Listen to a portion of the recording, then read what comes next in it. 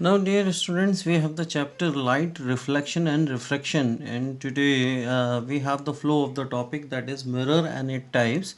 And generally, we are talking about the plane spherical mirrors and second terms related to the spherical mirrors, image formation by the use of the mirrors, and sign convention. So, we will complete this one in a two part.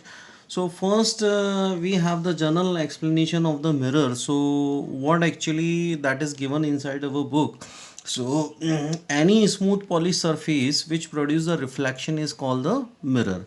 Okay, and this smooth polished surface will be having the silver background. No, it is an important thing we have, that silver background.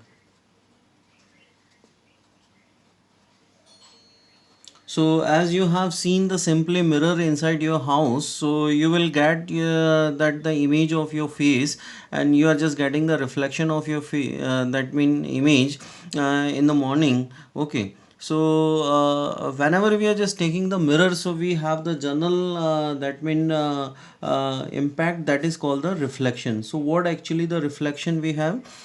Simply the bouncing back of the light into the same medium from a smooth polished surface is called the reflection.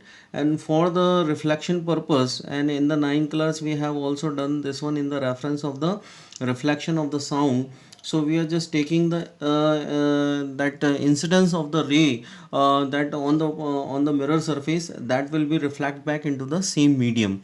So here we have the some point of the references, that ray is that incident is called the incident ray, and this is the imaginary line. So I am just putting the nomination A, B, and C.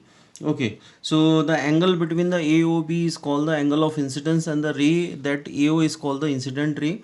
Now the BO is called the normal, and the O to C is called the reflected ray. Okay.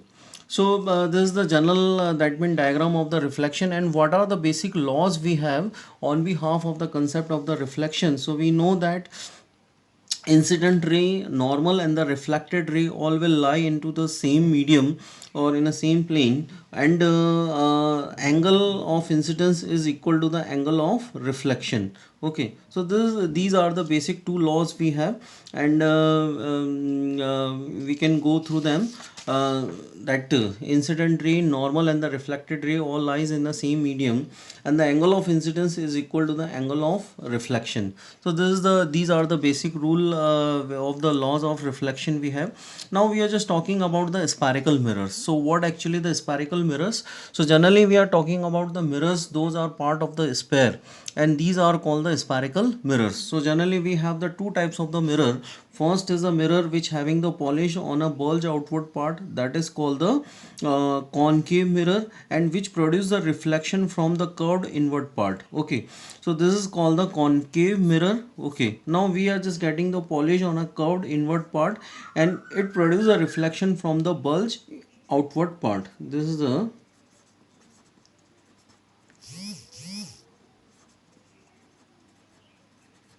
bulge outward part.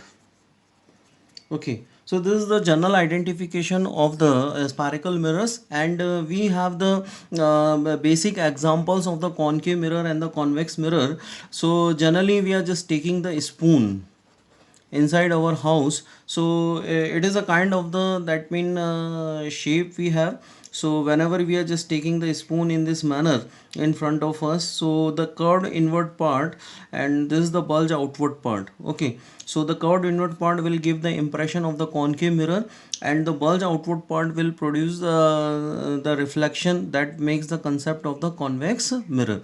So and in generally the in our houses, whenever we are using the mirror to watch our face, that is called the plane mirror, and somehow we are just making the shaving, we are using the shaving mirror, that is an example of the concave mirror. Even we are just moving towards the dentist, so he is using to see the image of our teeth, that is also an example of the concave mirror.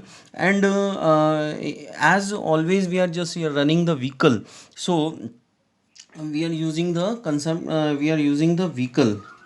So in the vehicles we are using the side mirror, that is an example of the convex mirror. That is an example of the convex mirror. So dear students, what is the basic information about the spherical mirror? We have the two types of the mirror. First is a concave mirror and second is a convex mirror. And we have to be we should be able to make the diagram and the reference for the construction of the images by the help of the mirror.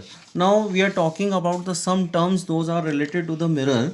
So I have made the one of the pictorial diagram in front of you, and as we are just watching this one diagram, you are just getting just like in circle, but it is not a circle, it is a sphere.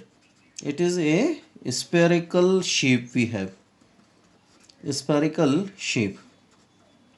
So whenever we are talking about the center of this sphere, this is called the center of curvature. Okay, this one is the first point we have. First point we have center of curvature. Now second one is that if you are just imagining the portion of a mirror which is a part of a sphere, so whose effective reflecting surface area, that is called the linear aperture. This is the point second we have. Okay, now the center of the mirror, that is called the pole. Center of the mirror is called the pole. Okay, so this is the specification we have. Now principal axis, as the line which is passing through the C and P is called the principal axis, and generally on the principal axis we are taking the object on it. Okay, now fifth point we have, that is called the radius of curvature, students. So what actually the radius of curvature? It's simply the linear distance between the center of curvature and the pole, that is called the radius of curvature. Okay, now two terms we have, that mean two another terms we have. First is the focus and second one is the focal length. So in the reference of the concave mirror, because I have made the diagram of the concave mirror, so whenever I am just taking the rays parallel to the principal axis, so after reflection they must meet at a point. Actually meeting of the rays is there, so this point is regarded as a focus, and the distance between the focus and the pole is called the focal length. So this is the point number 6 and this is the point number 7. So here we are just getting the reference of the focal length in the left hand side of the pole.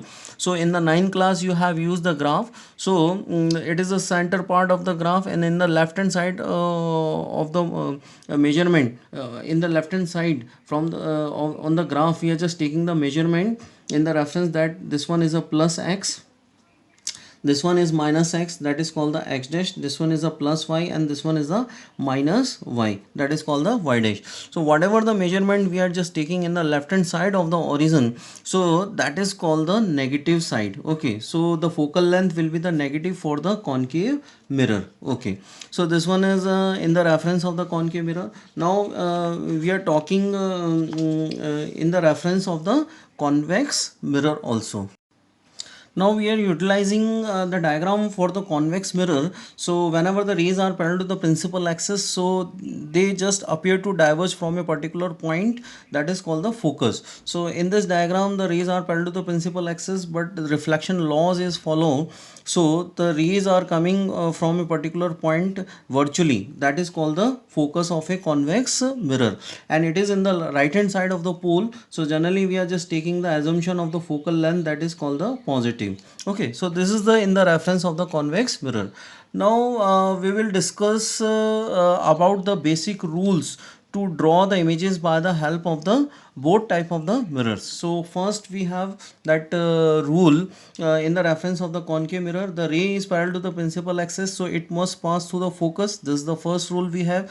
Now in the convex mirror also, the ray is parallel to the principal axis, so it must be coming from a particular point, that is called the focus. Now second rule we have, the ray is passing through the focus, it is just invert rule of the first. Okay, so the ray is passing through the focus, so after reflection it must parallel to the principal axis. This is the second rule.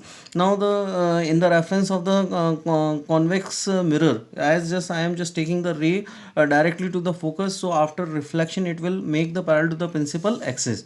Now the third rule we have regarding to the, this one is a third rule we have, and this one is a fourth rule. Third rule says that whenever the ray of the light is striking to the center of curvature, So it normal to the surface, so it will reflect back at the same angle. So whenever the ray is passing through the center of curvature, it will retrace on the same path. Now the fourth rule, if the ray of light will strike to the pole, so it will reflect at the same angle. This one is the angle I, this one is the angle R, and we can say that by the laws of the angle of reflection, that is angle I is equal to angle R. So these are the basic rules we have to draw the images by the help of the convex and the concave mirror. Yeah, here I have also draw the diagram in the reference of the convex mirror. So before starting, we should learn these rule, and we should draw the diagram by the help of the pencil. Okay, and please subscribe the channel, so you will get the automatic notification regarding to the videos. Okay, thank you everyone.